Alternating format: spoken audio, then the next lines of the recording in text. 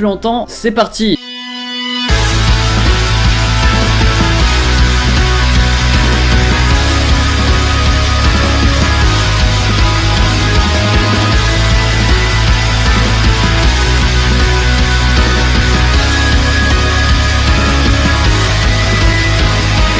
Hey, salut à tous, c'est Jean sur Manga. Vous avez été au moins 3 à me demander qu'est-ce que j'attendais pour l'automne 2017. Donc j'ai décidé de faire la vidéo, mais j'attendais le premier épisode de chaque anime que j'attendais pour pouvoir en parler plus en détail, etc. Avant que la vidéo commence, n'oublie pas que tu peux lâcher un petit like, ça me ferait super plaisir. Et aussi je te préviens que la vidéo va commencer Black Clover. Ça nous parle de Asta et Yuno, ces deux enfants qui ont été abandonnés dans la même église. Quand ils étaient enfants, ils se sont promis de devenir tous les deux le prochain roi sorcier. Malheureusement pour eux, ou en tout cas pour un des deux, il y a une grosse différence entre les deux. Et je parle bien sûr de la couleur de cheveux. Ah, excusez-moi, j'ai mal lu le script. Je parle bien sûr de la magie. Yuno est un prodige de la magie et Asta lui ne semble pas pouvoir utiliser la magie. Il va donc s'entraîner durement sans la magie pour pouvoir avoir un bon physique. Ils vont tous deux à une cérémonie pour recevoir leur grimoire et malheureusement pour Asta il va pas recevoir de grimoire. Alors que Yuno le prodige va recevoir un grimoire avec un trèfle à 4 feuilles. Donc c'est extrêmement rare parce que les autres reçoivent des grimoires à 3 étoiles. Mais quelqu'un a tendu Yuno en piège pour pouvoir récupérer son grimoire, va se retrouver face à Asta et c'est là où Asta va recevoir son grimoire, un trèfle à 5 feuilles. Attends, on va la refaire parce que je crois que vous avez pas bien entendu. Un trèfle à 5 feuilles. On va pas se le cacher qu'à ce moment-là, j'ai commencé à rigoler. C'était un truc improbable. Mais bref, pourquoi regarder cet animé? Pour moi, cet animé va faire partie des futurs gros shonen, du même titre que My Hero Academia, etc. plus tard. Et je pense que Black Clover va faire comme nous, à l'époque, quand on regardait Naruto, Fairy Tail sur Game One. Et bah, les futures générations regarderont Black Clover ou My Hero Academia. De plus, il y a de l'humour. Donc même dans les moments où il se passe rien, il y aura toujours quelques petites blagues qui va faire qu'on va pas s'ennuyer. Je sais pas comment expliquer, mais le chara-design des personnages, il rentre bien. Du genre, quand tu les vois, t'as envie de regarder l'animé, quoi. C'est un animé que si vous voulez voir en entier, je pense, vous devez le regarder maintenant. Parce que s'il y a beaucoup d'épisodes comme One Piece, Naruto, Dragon Ball, etc. Si vous le commencez trop tard, vous aurez la flemme de le commencer. Et je me prends comme exemple pour certains animés que j'ai pas commencé à temps et que maintenant je regarde parce qu'il y a tellement d'épisodes que j'ai pas envie de le commencer. Le décor, l'effet de lumière, etc. rendent plutôt bien. L'ambiance aussi peut nous faire accrocher. J'en attends beaucoup pour la suite, surtout des combats, etc. parce qu'on n'a pas vu grand chose pour l'instant. Et j'espère vraiment que ce shonen va devenir un gros shonen et qui peut faire rêver plusieurs générations. Non, en vrai, c'est juste pour dire que j'ai commencé un gros shonen dès le début, quoi. Non, en gros, pour me la péter. Bref, c'était Rush Manga. Je vais parler de 4 animés à voir absolument pour l'automne 2017. C'est sûr en tout cas pour l'instant que j'ai le plus accroché, donc j'en attends beaucoup pour la suite. N'hésitez pas à commencer les animés que j'ai parlé dans cette vidéo parce qu'ils sont vraiment ouf. Si vous avez aimé la vidéo, n'oubliez pas de lâcher un like, ça me ferait super plaisir encore une fois. C'était Rush Manga, on se retrouve la semaine prochaine pour une toute nouvelle vidéo. Allez, ciao, bye bye.